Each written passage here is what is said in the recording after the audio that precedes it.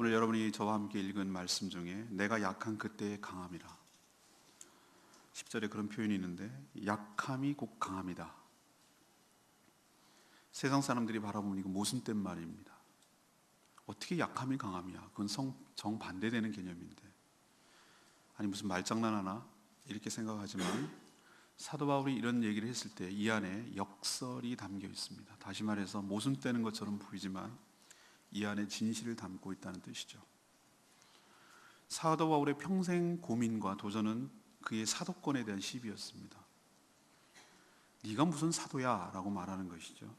그래서 오늘도 그것 때문에 어쩔 수 없이 해명 차원에서 자기를 자랑하고 있습니다. 보통 자랑하면은 교만하고 건방진 사람, 세상 사람들도 자기 자랑에 하는 사람을 좋아하지 않습니다. 거리감을 둡니다. 자랑하는 것이라고 말하면은 그건 안 좋은 것이라고 생각하지, 안 믿는 사람들도 그것을 좋은 덕목이라고는 생각하지 않습니다. 근데 왜 사도 바울이 이렇게 오늘 자랑하는가? 왜 자신을 드러내고 왜 자랑할 수밖에 없는가? 그 안에 숨겨진 역설은 뭔가? 모순되는 것처럼 보이지만, 다시 말해서 자랑하는 것이 그리스도인으로서 미덕이 아닌데도 불구하고 자랑할 수밖에 없고, 자랑을 통해서 그가 드러내려는 진리는 뭔가? 그렇다면 우리도 무엇을 자랑해야 되는 것인가? 이것을 오늘 깨달으시고 우리도 한평생 살면서 사도 바울과 같은 동일한 고백을 하기를 바라고, 내가 진정으로 자랑할 것은 무엇인지 다시 한번 점검하기를 바라고, 내가 누구인지를 깨달아 내 입술에서 나오는 소리가 사도 바울과 같은 고백이, 동일한 고백이 되기를 축복합니다. 오늘 첫 번째로 사도 바울이 자랑한 것은 신비한 체험보다 복음을 자랑했습니다. 6절에 그런 말이 나오죠.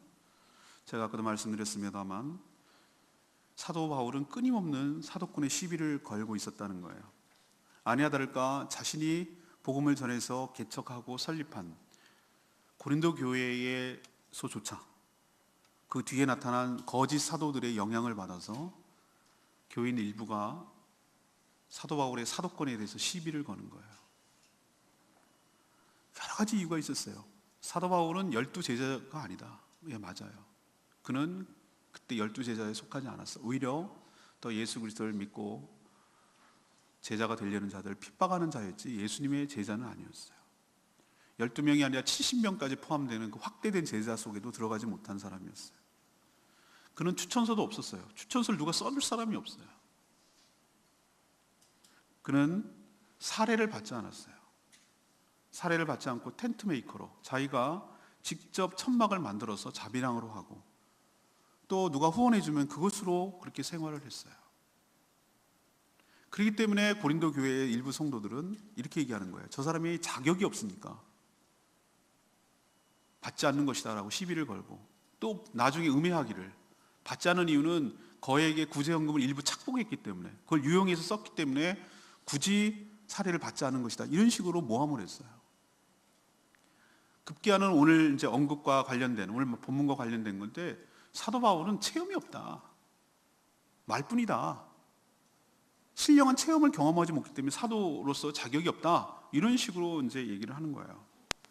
그래서 오늘 1절에 뭐라면 무익하나마, 이게 정말 무익하다는 걸 알지만 내가 부득불, 어쩔 수 없이라는 거죠. 부득불, 내가 너희들한테 나에 대해서 자랑할 수밖에 없다라고 말하는데, 아까 제가 마지막에 한 체험이 없는 사도다, 전 사람 사도의 깜도 아니다 라고 말하는 것을 뒤집어 풀 만한 얘기를 지금 처음 꺼내는 거예요, 사도 바울이.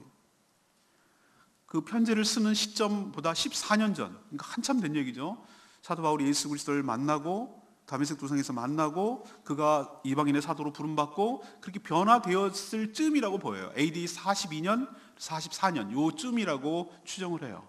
그러니까 초창기죠. 그가 부름을 받았을 때. 그때 얘기를 하는 거예요.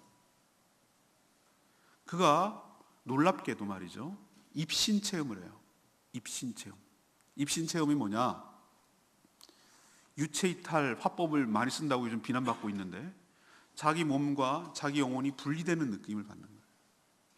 영혼이 마치 자신의 영혼을 죽어야 빠져나가는데, 분명히 살아있음에도 내가 몸체 간 것인지 아니면 내 영혼이 간 것인지 그건 잘 모르겠지만 자신이 어디로 이끌림을 받았는가, 하나님의 능력과 성령의 인도하심으로 3층 천이라고 말하는 거예요. 3층 천이 뭐냐? 이스라엘 개념은 여기가 우리가 보는 여기 공기가 떠다니고 새가 날아다니는 것을 1층 천, 별이 박혀 있고 해가 달이 뜨는 그거를 그 우주를 2층 천, 그 다음에 그 바깥에 더 위에 올라가면은 3층 천, 다시 말해서 하나님이 사는 어떤 하늘이 있다라고 생각을 했어요. 우주관이었어요, 그게.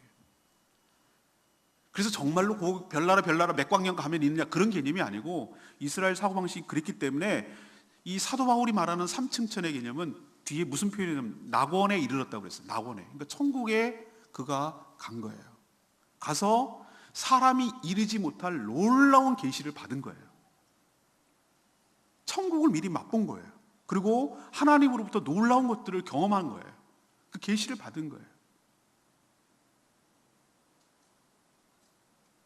이런 놀라운 체험을 했는데도 불구하고 그는 입 다물었어요. 그에 비해서 고린도 교회에서 활동하고 있는 거짓 사도들을 보십시오. 거짓 사도들은 아주 조그마한 체험, 기도응답 정도, 그런 것을 크게 과장하고 확대를 해서 자기가 굉장히 신령하고 능력이 있는, 그래서 스스로 자칭 큰 사도다라고 떠버리고 다녔어요. 저 사도 바울, 저는 이런 것도 경험해 보지 못한 그런 아주 보잘것없고 허접한, 급이 떨어지는 그런 사도인 것처럼 얘기를 했어요. 그래서 성도들을 자기 편으로 잘 모으고 자기를 따르게 하고, 그래서 종처럼 부려먹고 이익을 취하고 유익을 이용하는데 이용했어요. 거기에 비해서 사도 바울은 살해도 받지 않을 만큼 폐를 끼치지 않으려고 노력했던 것이에요. 사도 바울이 왜 침묵했을까? 만약에 말이죠, 자신이 그 입신 체험을 하는 것이 복음을 증거하고 성도들에게 유익이 되고 그렇게 했을 거라면 얼마든지 저는 얘기했을 거라고 생각을 해요. 그런데 그것 때문에 오히려 사도 바울은 뭐라고 얘기했냐면, 그걸 자꾸 얘기를 하면 성도들이 오늘 6절에 뭐라고 그랬어요? 6절에 이런 표현하고 있습니다. 내가 이 말하는 것이 참말인데 누가 내가 본 거, 그리고 내가 들은 거를 자꾸 내가 얘기를 하면 이것을 들은 사람들이 뭐라고 생각하냐면 지나치게 생각할까 두려워했다는 거예요. 지나치게 생각할까 두려워했다. 이 얘기는 뭐냐면은 그런 환상과 그런 입신과 그런 체험만을 중시하는 신앙으로 나갈까 봐 두려워했다는 거예요. 신앙의 밸런스가 깨져서 그런 것들, 신비한 체험만이 진짜 신앙이고 그걸 못한 사람은 마치 제대로 신앙생활 못하는 것인 양 생각할까 봐 두려워서 그것을 덮었다는 거예요, 지금까지. 그거 아니어도 주의 복음으로 충분히 생명을 구하고 살리는 하나님의 지혜이며 하나님의 능력이라고 저는 확신했기 때문에, 말씀으로도 충분하다고 믿었기 때문에 그런 체험을 지금까지 얘기 안 하다가 하도 저쪽에서 영향을 받은 거짓 사도들이 체험 얘기하고 신령한 사도가 아니고 마치 사도권을 시비를 걸고 사도가 아닌 것처럼 얘기하기 때문에 자기가 부득불 이 얘기를 하는 것이지, 이것이 신앙에 유익이 있어서 이런 얘기를 하는 것은 아니다. 오히려 여기에 빠져들어서 균형 잡히지 못한 신앙, 신비주의를 추구하고 체험을 추구하고 마치 이런 놀라운 남들이 경험하지 못한 어떤 신비한 체험하는 것이 진짜 신앙인 양 그렇게 경도될까 봐, 치우칠까 봐 이런 얘기를 하지 않았다라고 얘기를 하는 거예요. 한자에 그런 속담이 있습니다. 달을 가리키는데 달을 보세요, 보름달이 떴잖아요 라고 하면은 보름달을 봐야 되는데 보름달을 가리키는 손가락을 보여요. 이거는 어리석고 바보 같은 일이고 잘못된 것이죠.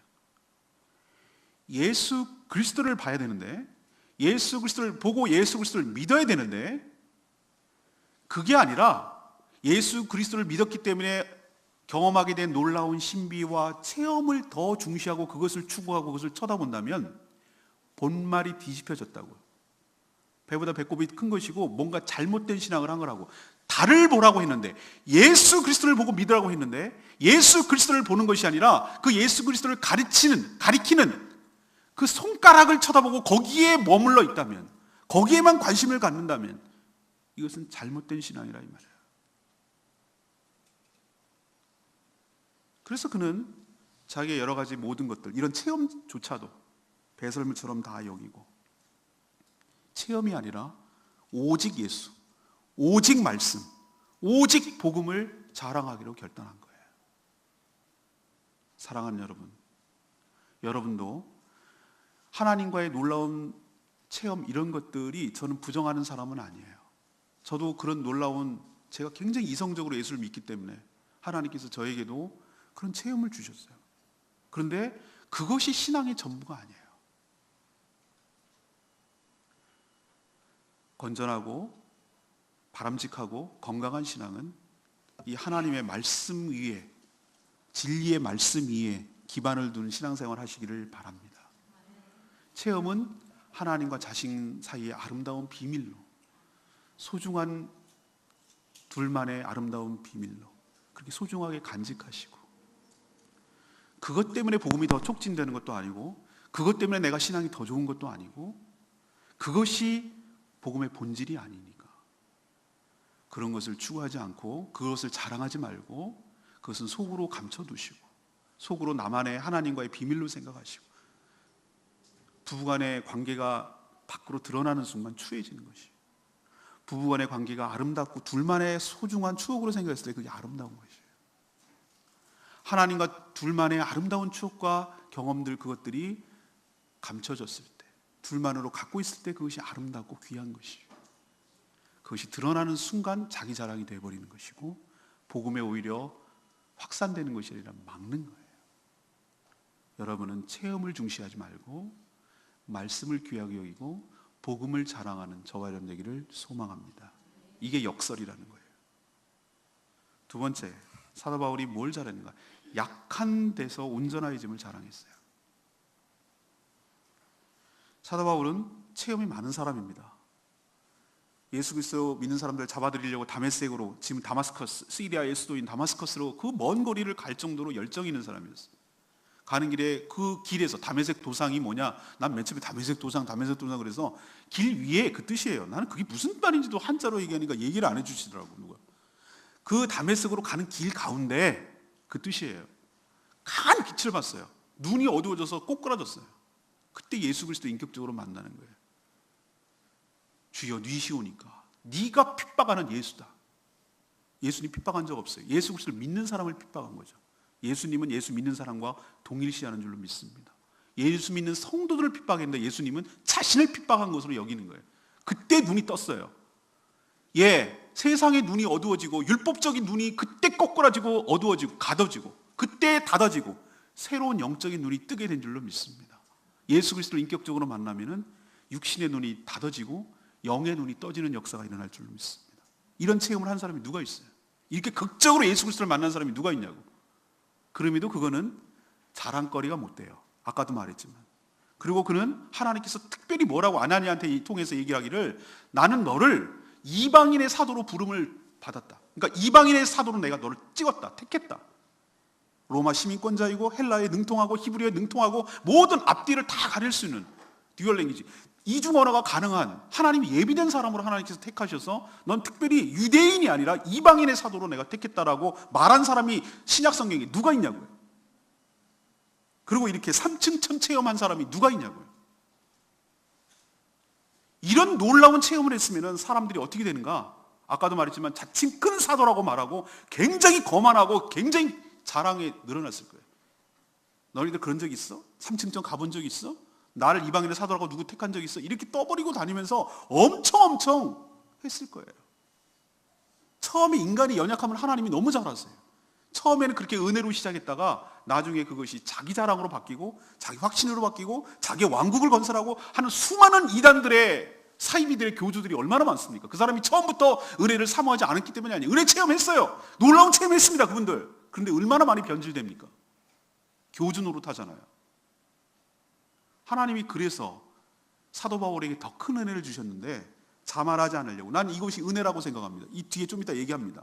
은혜라고 생각하는데 자만할까 봐 안전장치를 마련했는데, 마치 손오공에 있는 이 여기 링처럼 육체의 가시를 주셨어요. 육체의 가시가 뭔가 뭔지는 모르지만 가시처럼 찌르는 육체의 고질병이에요. 사람들은 강한 햇빛을 받기 때문에 안질이다, 눈병이다, 어떤 사람은 너무 충격을 받았기 때문에 간질이 걸렸다, 아니면 위장병이다, 뭔지는 몰라요. 그러나 굉장히 찌르는 가시처럼 아픈 거예요. 그는 자기가 갖고 다니는 손수건만 던져도 병자가 나을 정도 능력의 종이었어요. 근데 자기 이 병, 육체의 가시를 위해서 세 번이라고 하면 얼마나 정말 힘들었으면 그런 얘기를 했겠어요. 세 번만이 아니라 지속적으로 했다는 얘기도 되겠어요.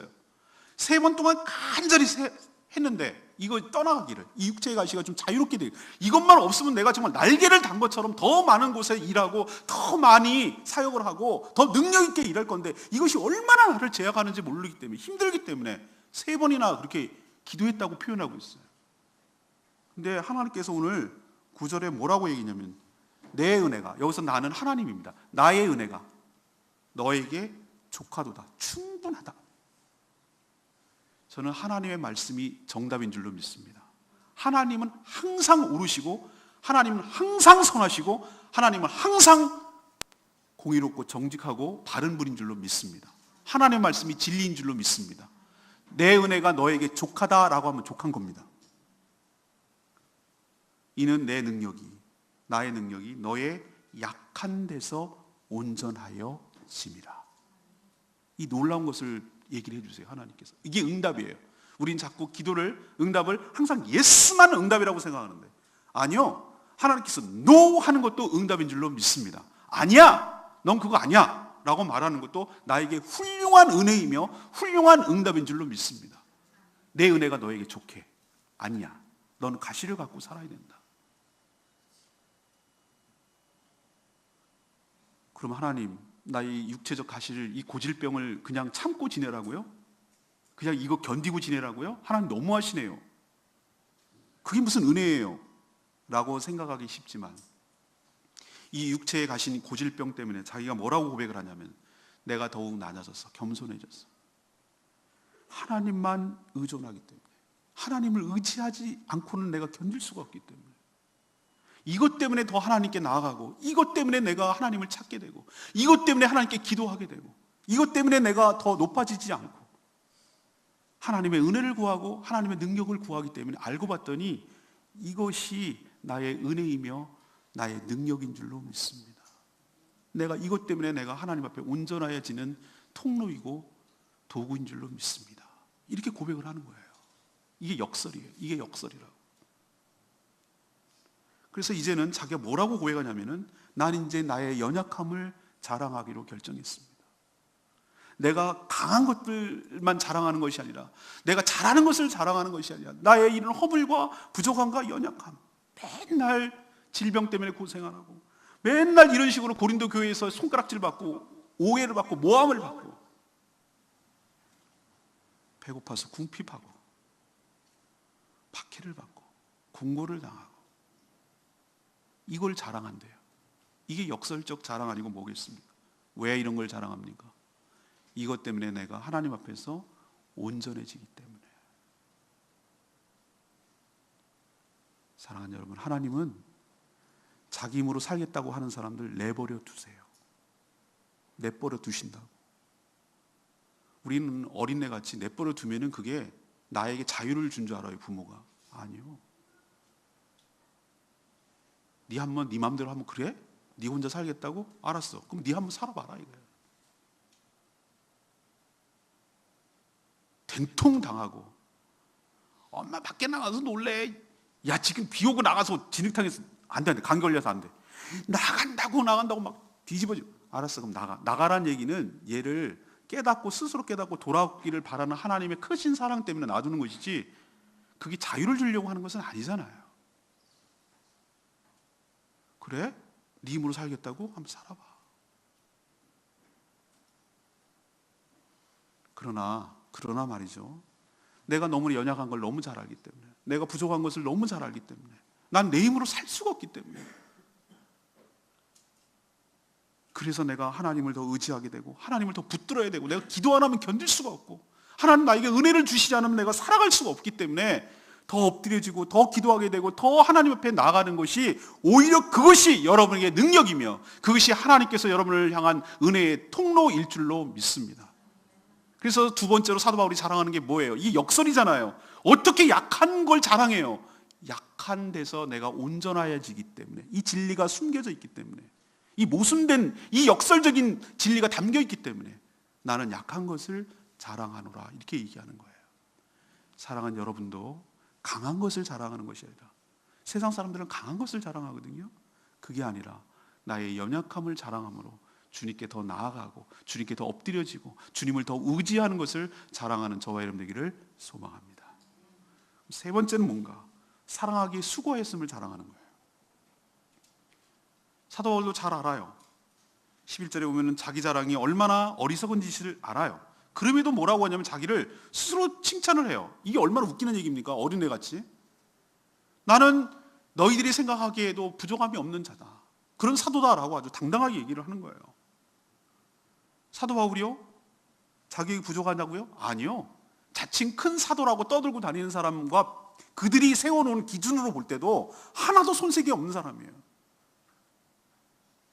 내가 부득불 자랑하는데 그들이 히브리인이냐? 나도 히브리인이다. 그들이 이스라엘이냐? 나도 이스라엘이다. 나는 베냐민 지파, 그리고 바리새인 중에 바리새인이다. 나는 길리앗의 다소에서 태어나서 태어날 때부터 로마 시민권자다. 가말리알 문화에서 그때 그 당시에 우리로 치면 최고의 대학이라고 할 수 있는 그 스승 밑에서 내가 교육을 받은 사람이다.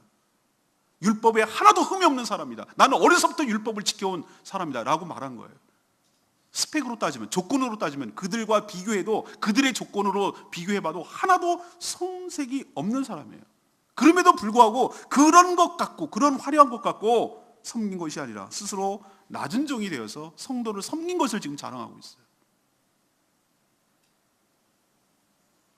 11장 23절 27절에 보면은 온갖 고생했던 얘기를 해요. 그 얘기를 하잖아요. 23절을 보면 이런 얘기를 하잖아요. 옥에 갇히고 매 맞고 여러 번 죽을 뻔했고 40에서 함대 가만, 이건 극형이거든요. 40대를 때리면 죽는 거기 때문에 그런 걸 5번 맞고, 태장 3번, 한 번은 돌로 맞고, 3번 파선당하고, 일주일 동안 바다에 떠당기고, 여행하면서 강도, 심지어 이방인, 동족, 거짓 형제들, 동족의 사기를 당하고, 수고하고 애쓰고 자지 못하고 줄이고 목마르고 굶고 춥고 헐벗고, 인간적인 조건으로 따지면 이 사람이 그럴 사람이 아닙니다. 그냥 유대인 랍비로 지냈으면 이 사람 잘 먹고 잘 사는 사람이에요. 그런데도 불구하고 복음 때문에, 그럴 만한 조건이 아님에도 불구하고 그 복음 때문에 죽을 고생을 하면서 세계 복음화를 위해서 그렇게 헌신했던 거예요. 교회를 사랑하고 아끼는 마음 때문에 살해를 안 받은 이유도 고린도 교회의 성도들이 폐를 끼칠까 봐, 아직 믿음이 어린 자들이기 때문에 괜히 오해할까 봐, 그래서 그런 건데 그것도 몰라주고 온갖 대적을 하고, 그럼에도 불구하고 그렇게 참고 그들을 바르게 인도하려는 거, 그것밖에 없었는데 그걸 가지고 뭐라 그러고 시비를 걸고 이렇게 했다는 말이에요. 저는 이번 말씀을 준비하면서 참 은혜가 됐던 것은 12절 말씀이에요. 사도의 표라고 표현하고 있는데, 사도의 표. 사도의 표가 뭐냐면 이 사람이 사도라는, 진짜 사도라는 증거가 뭐냐 이거죠. 근데 그 얘기를 하면서 사도의 표는 내가 너희 가운데 모든 참음과 표적과 기사와 능력을 행한 것이라는 얘기를 해요. 표적과 기사와 능력을 행한 것은 알겠어요. 예, 그게 사도의 표라는 걸 알겠는데, 저는 이번 말씀을 준비하면서 가장 크게 다가왔던 것은 모든 참음이었어요. 모든 참음. 이 사람이 그런 대접을 받을 사람이 아니고, 그런 모함을 받을 사람이 아니고, 그런데 인간적으로 봐도, 그런데 그런 수 없는 모함과 오해와 이런 것들을 받아가면서도 교회를 사랑하고 성도들을 사랑하는 그 마음 하나 때문에 그 모든 것들을 감내하고 감수하면서 그 모든 것들을 견뎠던 거예요. 전 이것이 사도의 진정한 표라고 생각해요. 이건 충분히 이렇게 사역해온 것은 자랑할 만한 거예요. 누가 매 맞은 거, 누가 고생한 것을 자랑하는 사람이 어디 있습니까? 그런 정말 고생한 얘기를 누가 한 사람이 있습니까? 호의호식하고 말이죠, 큰 차 타고 좋은 거 하고 이런 걸 자랑하면 자랑했지 누가 이런 고생한 것을 하는. 근데 왜 사도 바울은 이런 고생을 자랑합니까? 이유는 딱 한 가지. 성도들을 사랑하고 교회를 사랑하기 때문에 이 고생을 자처하고 이 고생을 감수했다는 것을 오히려 자랑하는 거예요. 이게 역설이에요.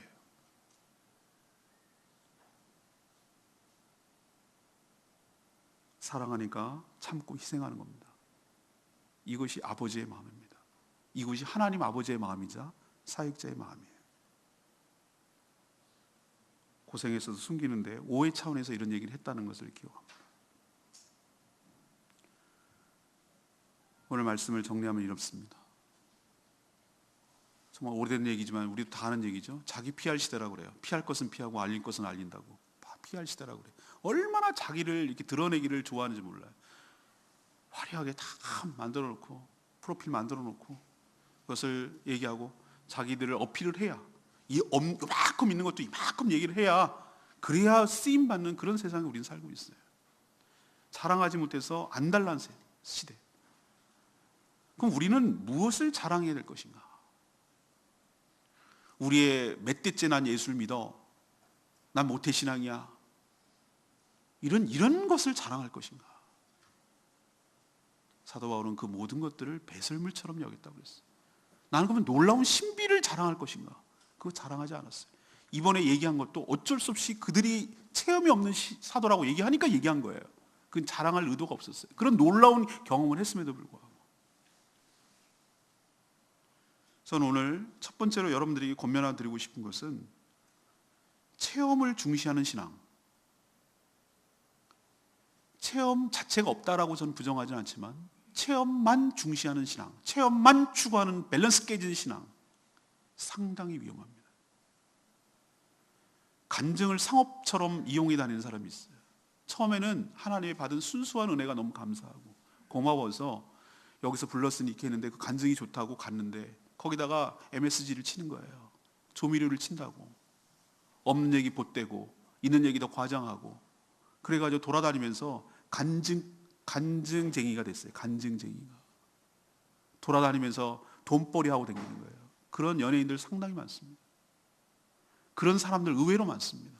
자기 체험이 소중한 아름답고 주님과의 비밀이 아니라 자기 돈벌이의 수단이 됐어요. 추하기 이를 데 없어요. 간증이 필요하지만 간증이 신앙의 전부는 아니에요. 자랑거리도 아니에요. 그것은 감추시고 예수가 내 안에 계신 예수가 나를 만나주신 예수가 나보다 더 돋보이도록 내가 예수보다 돋보이는 게 아니라 예수를 깔고 딛고 일어서서 내가 더 예수 때문에 더 돋보이게 하려는 것이 그게 가짜란 말이에요. 그게 거짓이란 말이에요. 나는 죽고 내 안에 계신 예수가 더 돋보이도록 더 드러나도록 나의 체험보다 내가 믿고 내가 변하게 된 이 말씀과 복음이 더 돋보이도록 더 분명해지도록 그것을 자랑하는 저와 여러분 되기를 소망합니다. 두 번째 얘기는 화려한 스펙이 사역의 근거는 아니에요. 우리나라 한국 교회가 점점 타락했다는 증거가 큰 교회가 목회자들을 초빙할 때 난 그것도 마음에 안 드는데 말은 청빙이라고 해놓고서 선발하는 거예요. 선발. 이력서 보고 이왕이면 우리 교회 레벨에 맞게 박사학위 받은 사람. 화려한 스펙이 있으면 잘할 거라고 생각하는 세상적 기준이 교회 안까지 들어왔어요. 장로를 세울 때도 세상에서 뭔가 있어 보이고 화려하게 활동하는 사람이 당연히 장로감도 되겠지. 이런 이상한 세상의 논리가 들어왔어요. 화려한 스펙이 결코 사역의 근거가 되고 힘이 되는 것은 아닙니다. 오히려 내가 하나님께 받은 은혜, 나에게 이 연약함 가운데도 함께 하신 그 하나님의 은혜를 자랑하고 나와 함께 하시는 하나님의 그 놀라운 은혜를 자랑하는 저와 여러분 되기를 소망합니다. 그 쓰레기 같은 배설물을 다 버려버리세요. 배설물로 버리라고요. 아무짝에도 소용없어요. 하나님, 너 뭔 학위 받고 왔어? 너 어느 학교 다녔어? 너 몇 년 공부했어? 너 직분이 뭐였어? 이거 하나도 안 묻으세요.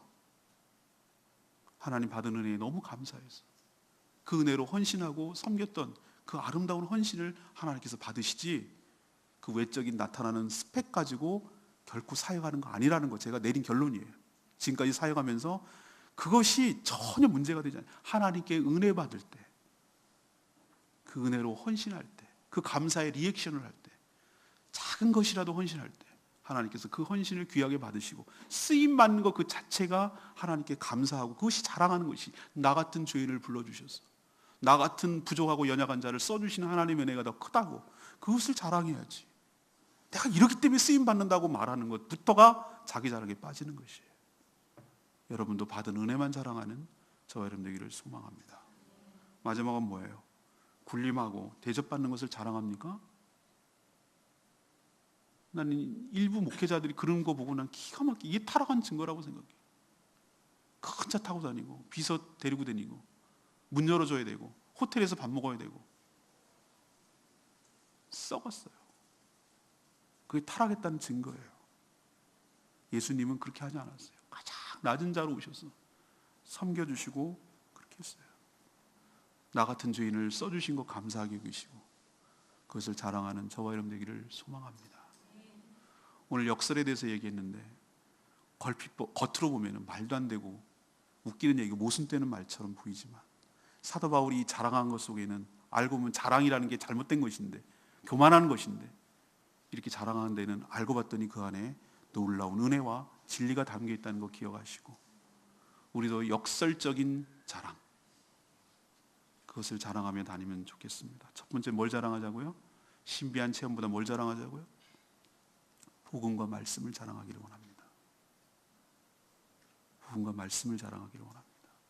신비한 체험 추구하다가 황폐화된 사람이 한둘이 아니에요. 균형 잡힌 신앙생활 하시는 저와 여러분 되기를 소망합니다. 두 번째 뭘 자랑하자고요? 나의 약함을 자랑하자고. 약하기 때문에 내가 하나님 의지하는 거예요. 내가 아무것도 부족한 것이 없었더라면 내가 하나님 의지하겠어요? 등 따시고 배부르면 여러분 하나님 찾겠어요? 내가 뭔가 결핍이 있고 부족한 게 있고 아쉬운 것이 있고 내가 하나님 없이는 못 사니까 오히려 그것이 나에게 그게 컴플렉스인 줄 알았는데 아니요. 그것 때문에 여러분이 하나님을 의지하게 된 오히려 은혜의 도구가 되고 촉발점이 되고 수단이 된 줄로 믿습니다. 그걸 자랑하세요. 세 번째는 뭡니까? 고생한 게 뭐가 자랑이 있어요. 근데 내가 교회를 사랑하고 하나님께 받은 은혜가 너무나 커서 그렇게 헌신하고 했던 그것이 오히려 나중에 자랑이지. 하나님 앞에 가서 할 말이 있어야 될 거 아니겠어요.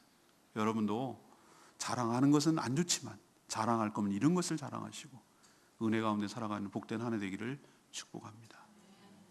오늘 말씀 붙들고 기도하기 전에 주님 내가 여기 있사오니 찬양하고 기도하는 시간 갖겠습니다.